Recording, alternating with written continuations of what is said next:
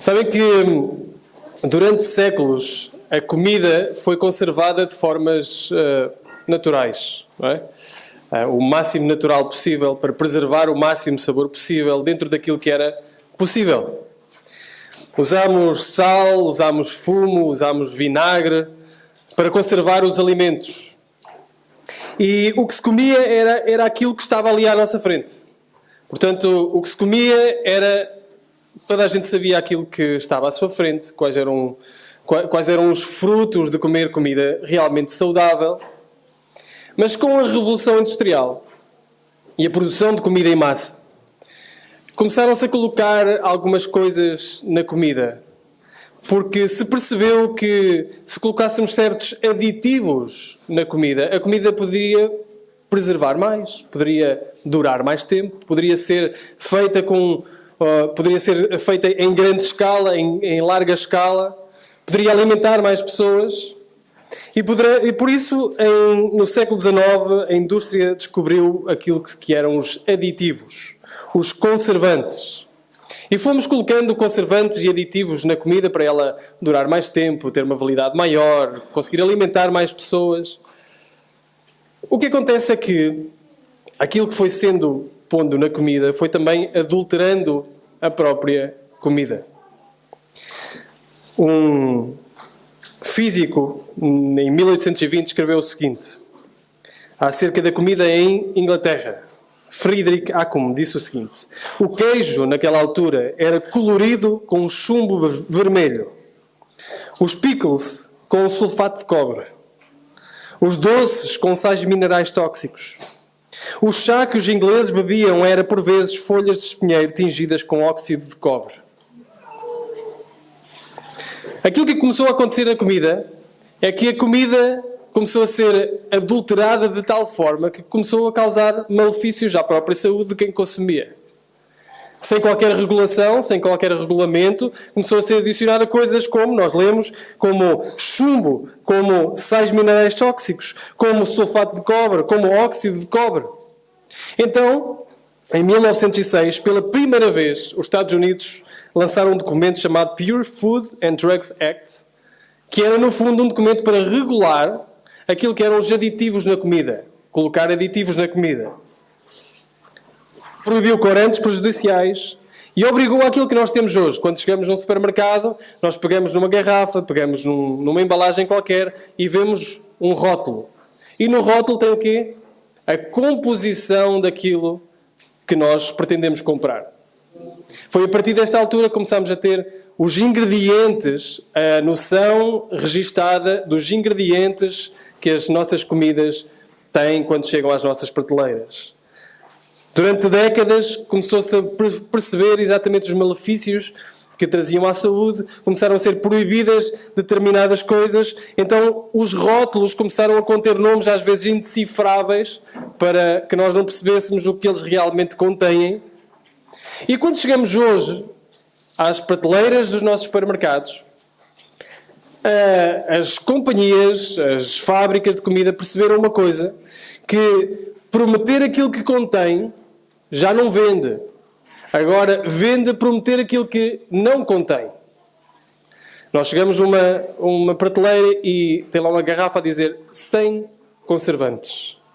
Já não é com conservantes, é sem conservantes. E nós corremos para aquela prateleira porque sabemos que ali é, pelo menos, alguma coisa mais saudável. Sem corantes. 100% natural. E estes rótulos começaram a vender. Porquê? Não porque prometem ter alguma coisa. Prometem a não ter alguma coisa. Se isto é verdade para a comida, é ainda mais verdade para o Evangelho.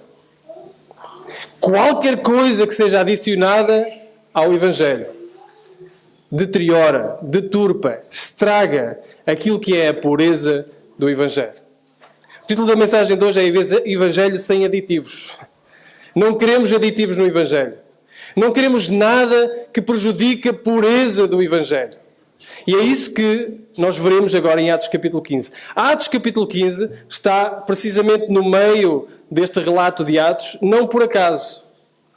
É verdade que há uma progressão naquilo que é a história, a narração da história, do livro de Atos, mas Lucas registra este momento de uma forma particular e importantíssima, porque Atos capítulo 15 vai definir aquilo que vale para o Evangelho, aquilo que vale para a mensagem do Evangelho. É o Evangelho mais qualquer coisa ou é somente o Evangelho?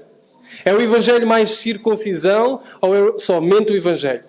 E isto vai definir, está no meio, porque nós até agora temos visto a igreja avançar. Começou lá em Jerusalém, com judeus a converterem-se, com prosélitos a converterem-se, pessoas que já eram circuncidadas.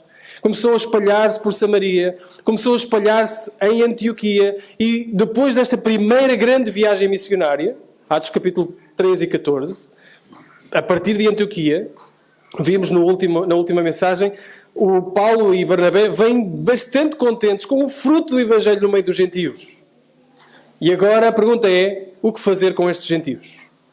O que fazer com esta multidão de pessoas que se continua a converter, mas não quer cumprir a lei, ou não está a cumprir a lei, como os judeus estavam a cumprir?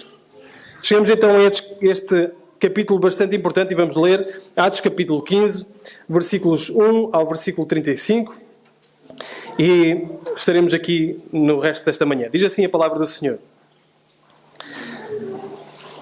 Atos 15, 1. Certos homens que desceram da Judeia ensinavam aos irmãos: se não vos circuncidares, segundo o costume instituído por Moisés, não podeis ser salvos. Então Paulo e Barnabé os confrontaram e discutiram muito com eles. E os irmãos resolveram que os dois, e mais alguns dentre deles, subissem a Jerusalém aos apóstolos e aos presbíteros por causa daquela questão. Eles foram acompanhados pela igreja por um trecho do caminho, passando pela Fenícia, por Samaria, relatavam a conversão dos gentios, levando grande alegria a todos os irmãos. Quando chegaram a Jerusalém, foram recebidos pela igreja e pelos apóstolos e presbíteros. Então relataram tudo o que Deus havia feito no meio deles. Mas alguns do grupo religioso dos fariseus, que haviam crido, levantaram-se e disseram que era necessário circuncidá-los e mandar que obedecessem à lei de Moisés. Os apóstolos e os presbíteros reuniram-se para considerar o assunto.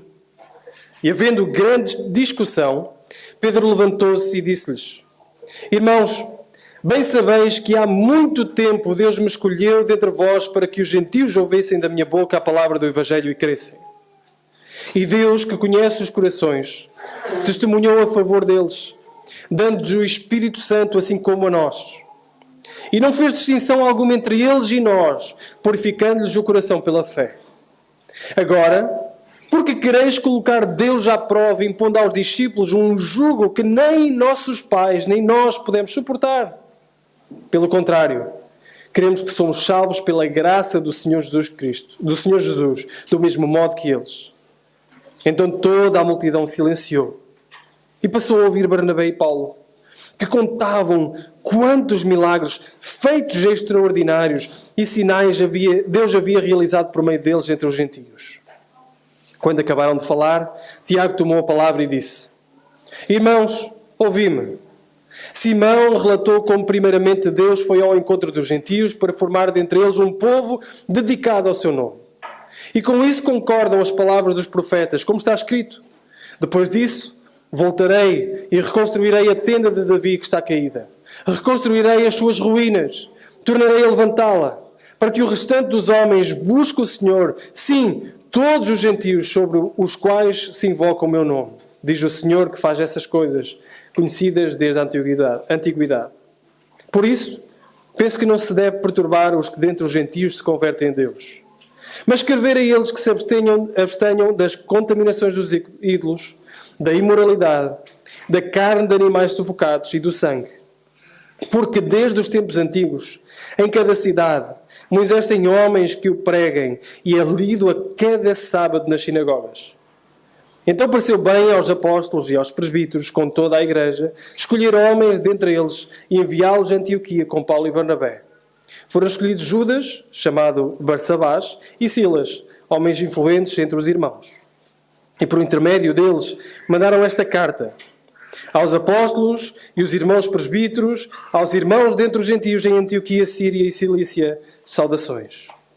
Desde que soubemos que alguns dos nossos, os quais não enviamos, vos têm perturbado com palavras, confundindo-vos a mente, pareceu-nos bem, tendo chegado a um acordo, escolher alguns homens e enviá-los com os nossos amados Barnabé e Paulo, homens que têm arriscado a vida pelo nome do Senhor Jesus Cristo.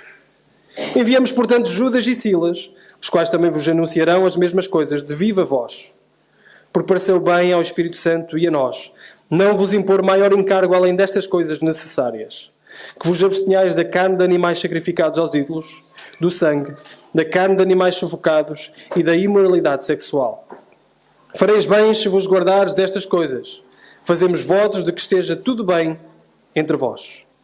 E tendo-se despedido, desceram para Antioquia e depois de reunir a Assembleia entregaram a carta e quando a leram, alegraram-se pelo ânimo recebido. Em seguida, Judas e Silas, que também eram profetas, exortaram os irmãos com muitas palavras e os fortaleceram. E tendo-se demorado ali algum tempo, partiram com a bênção dos irmãos, a fim de retornar aos que os haviam enviado. Mas Silas achou melhor permanecer ali. Paulo e Barnabé demoraram-se durante algum tempo em Antioquia, ensinando e pregando a palavra do Senhor, juntamente com muitos outros. Até aqui a palavra do Senhor. Vamos só ter uma breve palavra de oração. Senhor Deus, ao nos aproximarmos, a beirarmos da Tua palavra, nós queremos fazê-lo de uma forma humilde e também carentes da Tua força, conscientes da nossa carência, da Tua iluminação, para entendermos as Tuas palavras. Por isso, trabalha nos nossos corações nesta manhã. Esse é o nosso rogo. Em nome de Jesus nós oramos. Amém. Nós vamos olhando para este texto, este concílio, o grande primeiro concílio da Igreja, concílio em Jerusalém. Nós vamos olhar para isto dividido em 3 partes.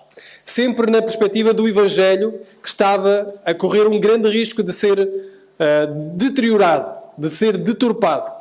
Em primeiro lugar, nos primeiros 5 versículos, vamos ver o Evangelho ameaçado. Depois, o Evangelho defendido. E, por fim, o Evangelho aplicado. Então vamos ao Evangelho ameaçado, como nós acabámos de ler nos primeiros 5 versículos. Diz o primeiro versículo que certos homens que desceram da Judeia ensinavam aos irmãos: se não vos circuncidares, segundo o costume instituído por Moisés, não podeis ser salvos. Então, depois desta grande alegria que foi esta viagem missionária, muitas pessoas a converterem-se, Antioquia a explodir de alegria depois de receber as notícias de Barnabé e Saulo, ou de Barnabé e Paulo, descem algumas pessoas da Judeia para ensinar aquelas pessoas de que não bastava Jesus para serem salvos. Vejam, não é uma questão menor. Eles estão a dizer: se vos circuncidares, segundo o costume instituído por Moisés, não podeis ser salvos. A questão é salvação. A questão é circuncisão para salvação. Cumprir a lei para salvação. E nós precisamos antes de julgar imediatamente estes homens, que eles serão julgados, serão confrontados, precisamos de perceber o que se passaria na cabeça destes homens.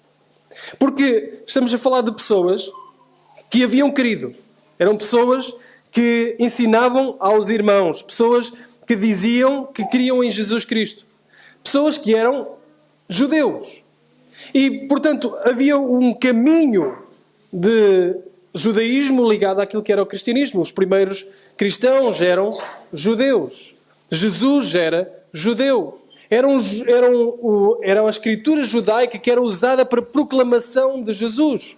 Era a lei de Moisés usada para proclamar a Jesus. Portanto, era somente natural que eles vissem como uma continuidade normal. Ser cristão significaria ser um verdadeiro judeu. Ser um verdadeiro judeu era aquele que chegava ao conhecimento de Jesus Cristo. O judeu, o Deus feito homem, que se fez como um judeu. Que viveu como um judeu, que se parecia como um judeu. Portanto, era somente natural que eles ligassem as duas coisas e ligassem aquilo que era a marca mais autêntica da identidade do povo. Se recuarmos lá a Gênesis, capítulo 17, nós temos uma progressão de Deus a falar com Abraão, do 12, no 15 e no 17. Mas se recuarmos lá ao 15 e ao 17, nós vemos que a verdadeira identidade, ou a marca, não era a verdadeira identidade, a marca mais externa, mais notável daquilo que era a identidade do povo de Deus era a circuncisão.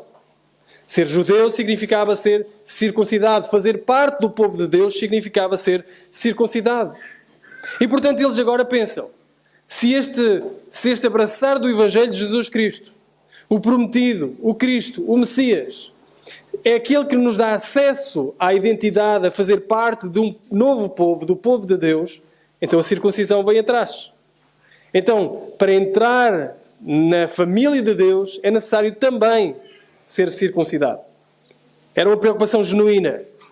Não era maldosa. Era uma preocupação genuína, uma preocupação sincera com o cumprimento da lei. Aquilo que eles propunham era o seguinte: Jesus mais a observância da lei igual a salvação. Não era sem Jesus. Ninguém estava a dizer que Jesus não fazia parte da equação. Era Jesus mais a observância da lei igual a salvação. Não era um assunto menor. E a razão, e nós vemos que não era um assunto menor pela reação de Paulo e Barnabé. O que é que acontece no versículo 2? Paulo e Barnabé relativizaram esta situação? Não. O versículo 2 diz: então Paulo e Barnabé os confrontaram e discutiram muito com eles. Eu gosto da tradução da Almeida Revista Corrigida. Tiveram não pequena discussão. Não tiveram uma grande discussão. Foi uma discussão que não foi pequena. Paulo e Barnabé olharam para esta questão e viram que era de suma importância. Precisava ser discutida, precisava ser confrontada, precisava ser desmontada. Porque não estávamos a falar sobre pequenas coisas, estávamos a falar de coisas realmente importantes, fulcrais. Adicionar alguma coisa à obra de salvação de Cristo Jesus era deturpar, era estragar aquilo que era a pura salvação de Cristo Jesus. O puro Evangelho. No momento que se acrescenta algo a Cristo, com algumas condições para a salvação, Cristo deixa de ser suficiente. E é isso que estava a acontecer ali. E é verdade que hoje nenhum de nós vai dizer isto. É verdade que nenhum de nós vai juntar circuncisão a Jesus Cristo mais igual a salvação.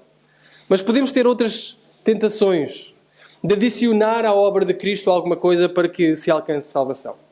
É Jesus mais alguma coisa igual a salvação.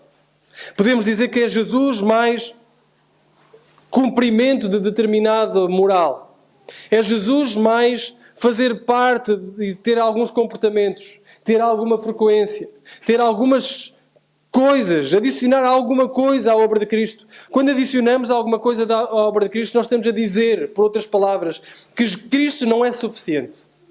Cristo não é suficiente para a obra da salvação. A obra de Cristo não é perfeita.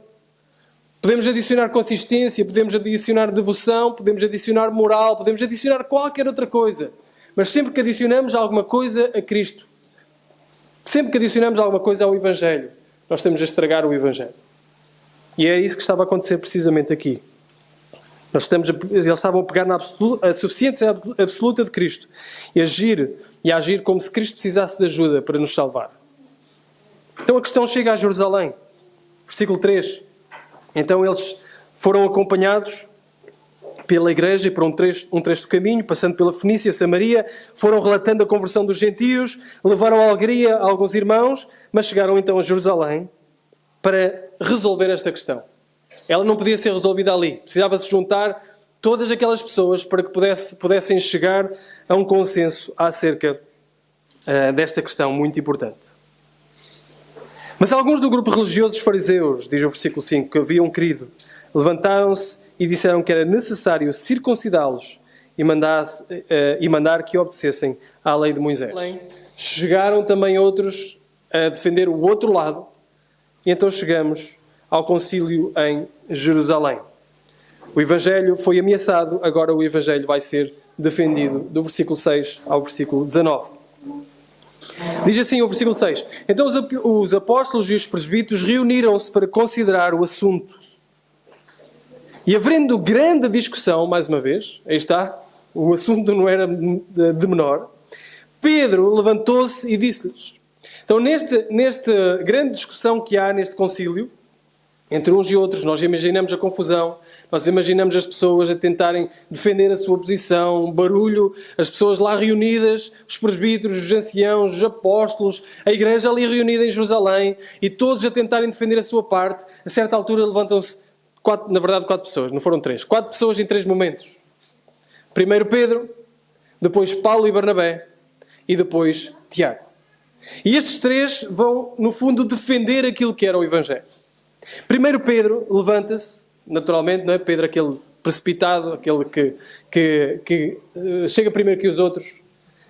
Ele diz o seguinte: irmãos, bem sabeis que já há muito tempo Deus me escolheu dentre vós para que os gentios ouvissem da minha boca a palavra do Evangelho e crescem.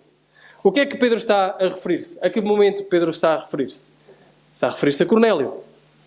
Há aquele momento em que o centurião Cornélio, em que ele recebe uma visão, a visão aparece três vezes para que ele pudesse realmente parar de resistir, e chega Cornélio, ou chega alguém a dizer que Cornélio queria ouvir, ou deveria ouvir, a mensagem do Evangelho, e lá vai ele, a um gentio, pregar o Evangelho.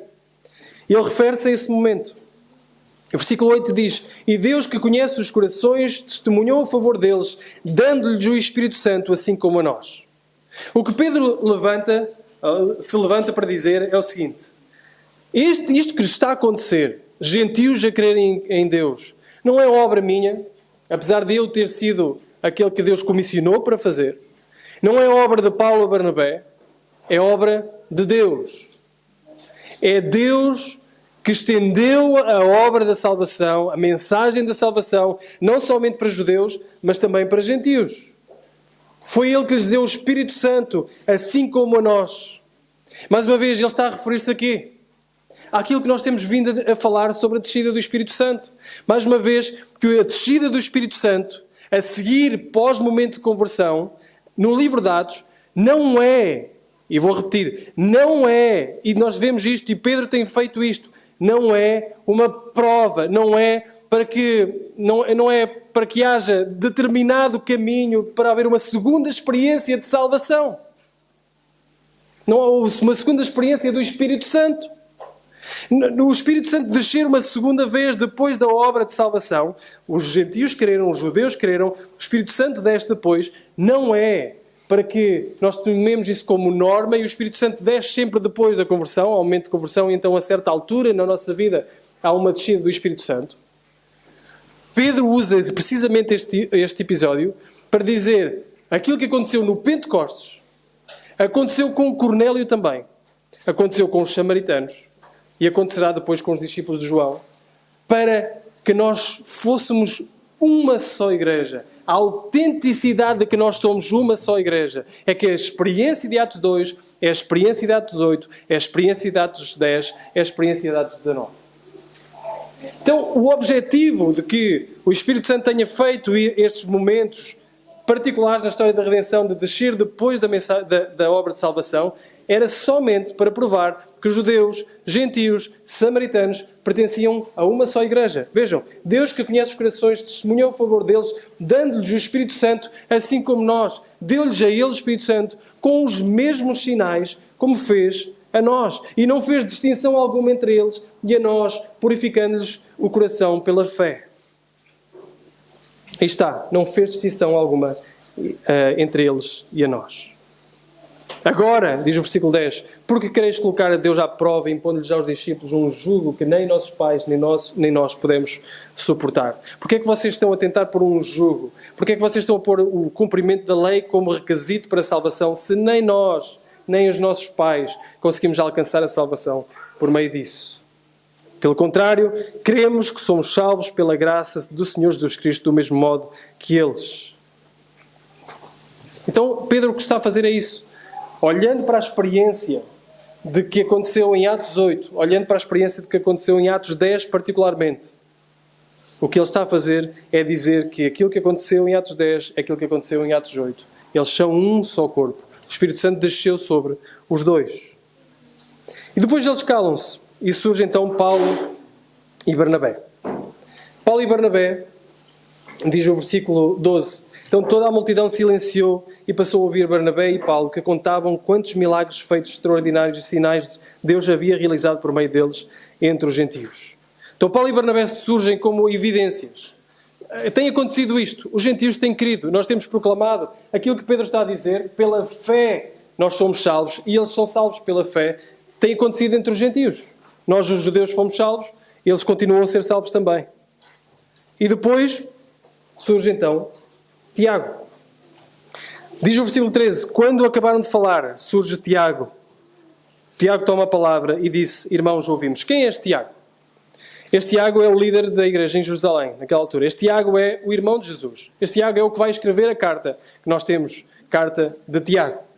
Este Tiago era alguém imensamente respeitado, particularmente na igreja em Jerusalém. Se Tiago surge, se Tiago se levanta, talvez aqueles judaizantes, talvez aqueles que estavam a fazer a circuncisão, começaram a esfregar as mãos, a dizer, finalmente chega alguém que vai defender o nosso lado. Pedro defendeu os gentios, Paulo e Barnabé contaram as coisas que se passaram lá nos gentios, agora finalmente levanta-se alguém que vai defender o nosso lado.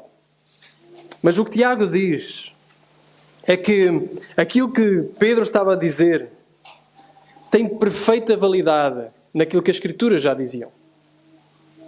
Versículo 14. Simão relatou como primeiramente Deus foi ao encontro dos gentios para formar deles um povo dedicado ao seu nome, e com isso concordam as palavras dos profetas.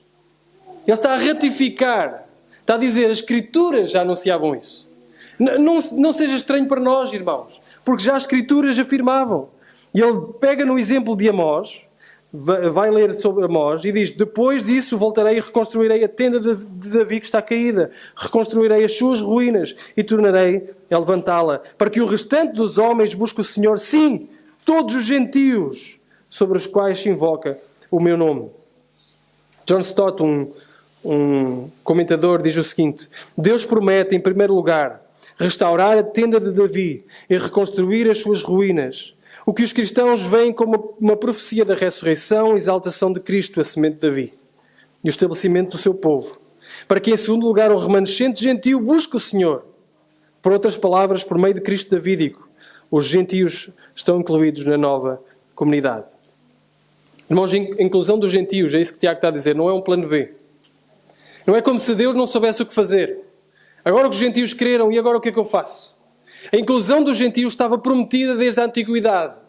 A inclusão dos gentios estava prometida lá desde Abraão. Em ti serão benditas todas as nações da terra.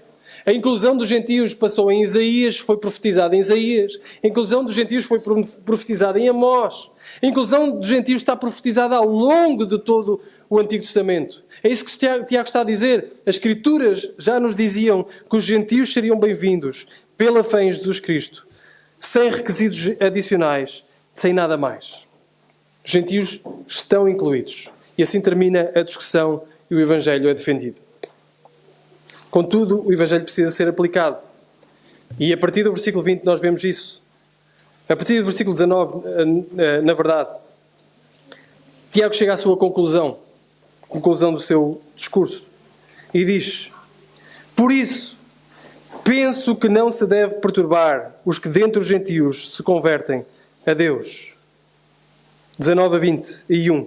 Mas escrever que eles se abstenham das contaminações dos ídolos, da imoralidade, da carne dos animais sufocados e do sangue.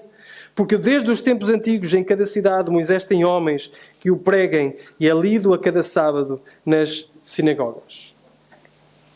Aquilo que Tiago chega aqui à conclusão do seu discurso é a aplicação do Evangelho, a aplicação de tudo isto que ele tem andado a fazer, Pedro, Paulo e Barnabé e agora Tiago, a aplicação de todo este argumento à vida dos gentios, à vida dos judeus e à nossa própria vida. De que forma, então, tudo isto pode ser aplicado? Em primeiro lugar, penso que não se deve perturbar os que dentre os gentios se convertem a Deus. O que Tiago está a dizer é que aqueles que se convertem a Deus não precisam de nada mais para estarem na família de Deus. Aqueles que exercem fé em Jesus Cristo não precisam de nada mais para estarem inseridos na família de Deus. É o princípio pela fé somente, pela graça somente. Que não é um princípio da Reforma Protestante, mas era um princípio do Concílio em Jerusalém. Quem são os salvos do Senhor? Aqueles que exerceram fé em Jesus Cristo. Aqueles que entram pela graça de Deus, não por uma marca de carne. Não há nada que tu precises de fazer para entrar na família de Deus. Não há rituais que tu precisas de cumprir. Não há etnia a que deves pertencer. Não há comportamentos que tu deves ter. Não há nada que tu precises de fazer para entrar, ser inserido na família de Deus. Percamos a ideia de que é preciso Jesus mais alguma coisa. Que é preciso Jesus mais não circuncisão, mas algum tipo de comportamento, algum tipo de moral, algum tipo de passado, algum tipo de qualquer outra coisa que nos faça mais aceitáveis a Deus do que nós já somos. Como se nós precisássemos de subir uma determinada escada para estarmos ao nível do Senhor e o Senhor então finalmente dizer-nos: podes entrar. É Jesus mais nada igual a tudo. Jesus mais nada. Porque sempre que adicionarmos alguma coisa, estamos a estragar a obra de Jesus Cristo. Estamos a colocar aditivos que estragam, que deturpam a mensagem do Evangelho. E é isso que Tiago diz. A primeira coisa, a primeira conclusão de tudo isto: não chateiem, não perturbem os gentios que se convertem a Deus. Porque eles estão a converter-se da mesma forma que nós nos convertemos também, pela graça somente. O Evangelho, irmãos, é um chamado a Cristo. Não é um chamado a um sistema moral. Não é um chamado a um sistema religioso. Não é comporta-te de determinada maneira e então serás aceite. É crer no Senhor Jesus Cristo e serás aceite. É rente aos teus pés e serás aceite. Sabe, os primários tinham um versículo hoje. Agora gostava que eles olhassem para mim e pudessem lembrar-se do versículo. O que é que disse Jesus? Eu não vim chamar.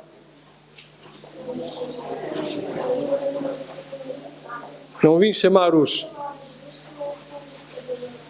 Exatamente. Obrigado, Salomão. Eu não vim chamar os justos, mas os pecadores ao arrependimento. E quando nós confiamos na nossa justiça, quando nós confiamos naquilo que temos, que são os valores inatos em nós mesmos, ou alguma coisa no qual nós temos que percorrer para alcançar a salvação, nós não estamos dentro daquilo que é a graça e o chamado de Cristo.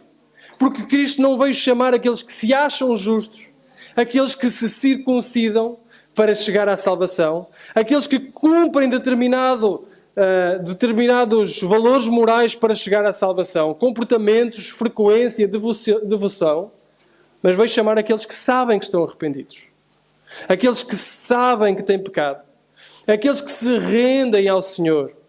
É esses que Cristo veio chamar. E é isso a única maneira de ser salvo. É essa a única maneira de ser salvo. É crer no Senhor Jesus Cristo, arrependido dos seus pecados. E Tiago sabe perfeitamente isso. Por isso ele diz: por isso eu penso que não se deve perturbar os sedentes gentios que se convertem a Deus. Não os perturbem, porque eles têm a única coisa que os pode fazer sábios para a salvação. É a fé em Cristo Jesus. Mas, diz mais, versículo 20. Mas escrever a eles que se abstenham das contaminações dos ídolos, da imoralidade, da carne de animais sufocados e do sangue. Ele diz que se devem abster destas 4 coisas: contaminações dos ídolos, imoralidade, carne de animais sufocados e o sangue. Agora a pergunta é: porquê que? Parece contradizente.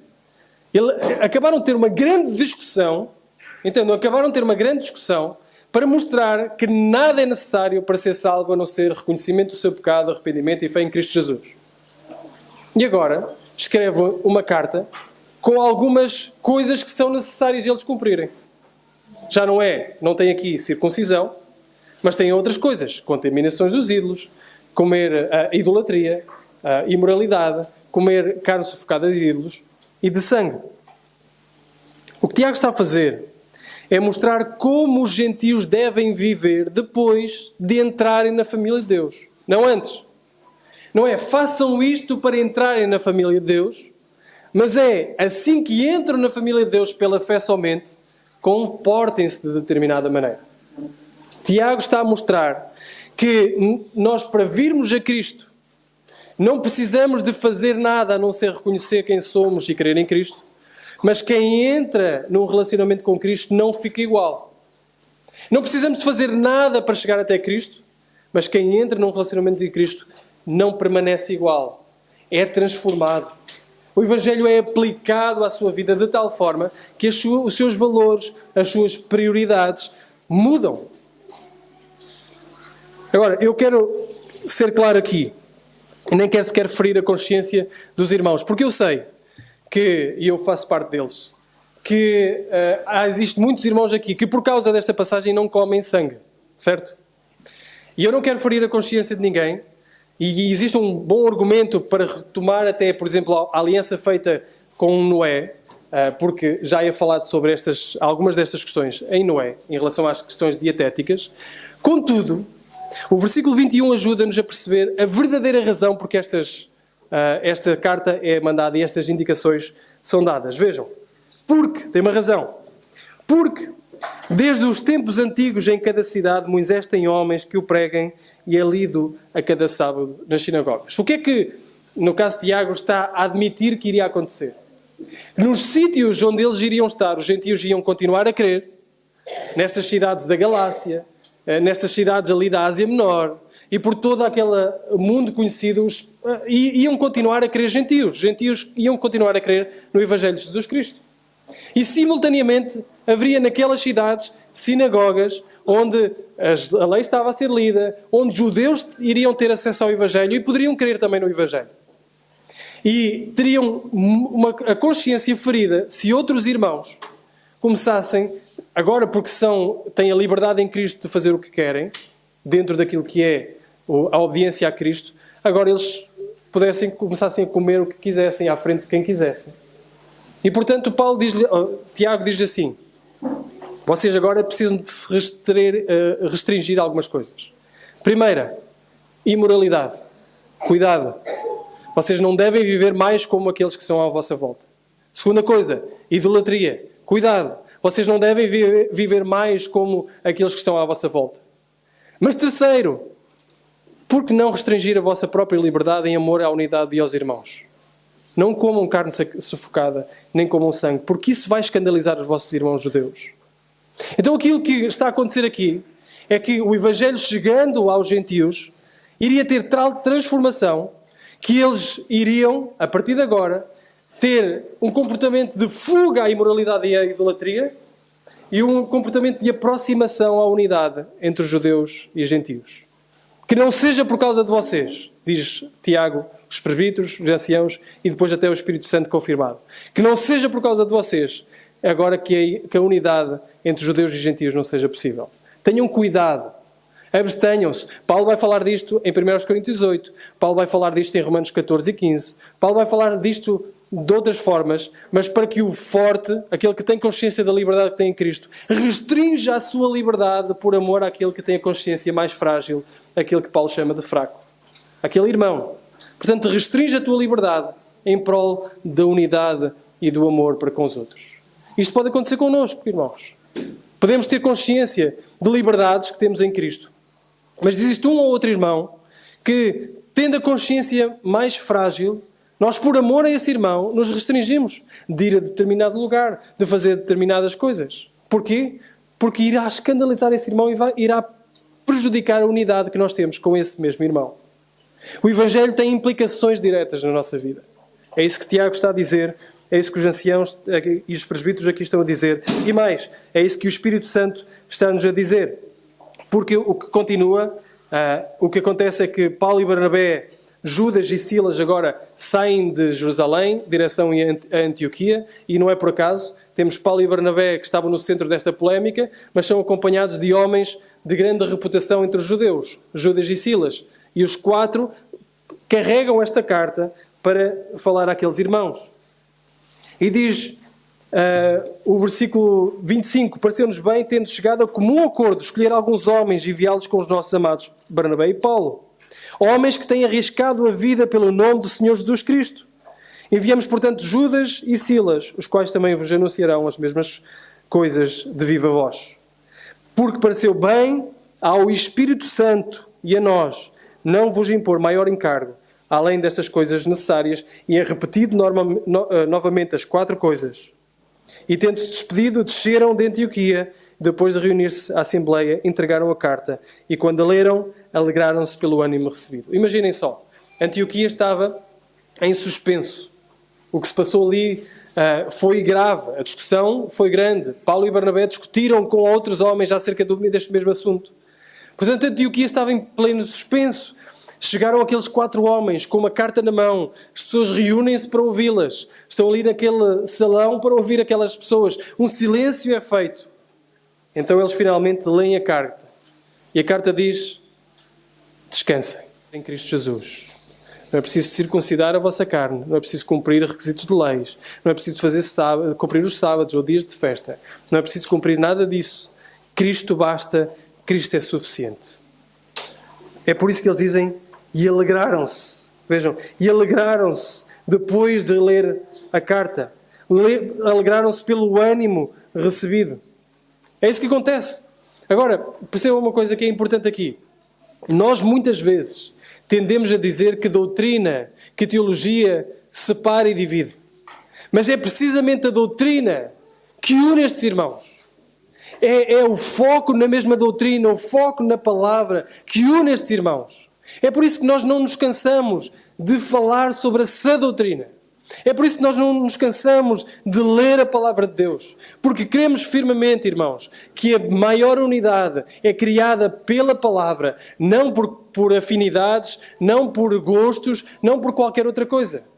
É a doutrina que traz verdadeira unidade. E é isso que está a acontecer. Judeus e gentios unidos num só corpo, alegres por esta nova verdade, unidos pela verdadeira e correta doutrina. E então, Judas e Silas continuaram lá a exortar. A certa altura, Judas desce, Silas permanece e Paulo e Barnabé, diz o versículo 35, demoraram-se durante algum tempo em Antioquia, ensinando, pregando a palavra do Senhor, juntamente com muitos outros. Irmãos, Atos 15 é um ponto fulcral nesta narrativa de Atos. Na verdade, nós poderíamos estar a falar sobre duas igrejas principais com ramos totalmente diferentes. Uma, a igreja dos judeus, e outra, a igreja dos gentios. Mas não, estamos a falar de uma mesma igreja, unidos num só corpo, um mesmo Salvador. Porquê?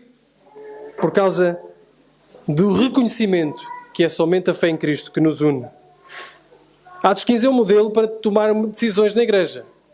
Qual é a base das decisões? Aqui. É a palavra do Senhor. É a obra do Senhor. Mas mais do que uma tomada de decisão ou indicações para tomadas de decisão na igreja, Atos 15 nos mostra duas coisas essenciais para a nossa vida. Como se entra na família de Deus e como viver na família de Deus. Como se entra na família de Deus e como viver na família de Deus.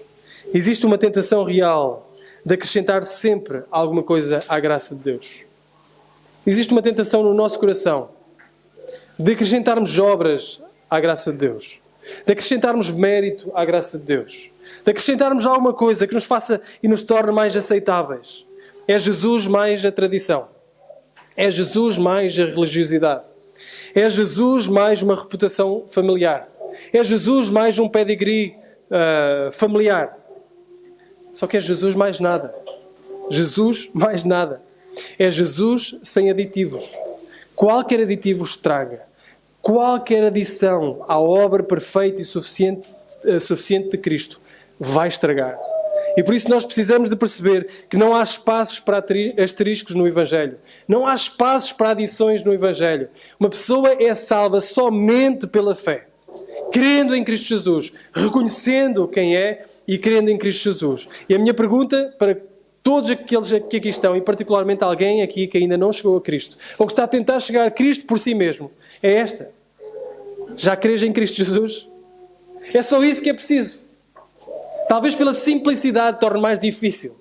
Porque nós estamos habituados a este modo de operar, de que é preciso eu fazer alguma coisa para chegar e alcançar alguma coisa. Eu preciso de colocar mérito para conseguir alcançar alguma coisa. Estamos habituados a isso. E toda a religião, na verdade, funciona assim, dessa forma. O budismo funciona assim, o islamismo funciona assim, até a nossa religião secular, a moral secular funciona exatamente assim. Portanto, estamos habituados a isso, mas a questão que a Bíblia nos apresenta é que, pela fé somente, nós podemos ser salvos. Mas também, Atos 15 não deixa a questão em suspenso em relação à forma como nós vivemos na família de Deus. O desafio do Evangelho é uma mudança radical de vida. O desafio do Evangelho é uma mudança das nossas prioridades, é uma mudança nos nossos relacionamentos. Não se dediquem à idolatria, não se dediquem à imoralidade, dediquem-se à santidade de vida, dediquem-se a uma postura correta, dediquem-se a relacionamentos restaurados. É exatamente isso que a carta carrega em si. Fujam da idolatria e da moralidade. Percorram o caminho do relacionamento restaurado. Nós precisamos de fazer exatamente disto. Irmãos, nada nos convença que a obra de Cristo é insuficiente e precisa de adições. Mas também nada nos convença por chegarmos à fé por Cristo Jesus sem nada fazer. Nós poderemos continuar exatamente na mesma. O Evangelho muda radicalmente a nossa vida e deve mudar radicalmente a nossa vida, tal como foi exortado os gentios, tal como nós somos exortados hoje, exatamente a percorrer esse caminho. Que o Senhor nos ajude a percorrer e adorá-lo, glorificá-lo, com novas vidas transformadas e novas vidas rendidas a Ele. Amém.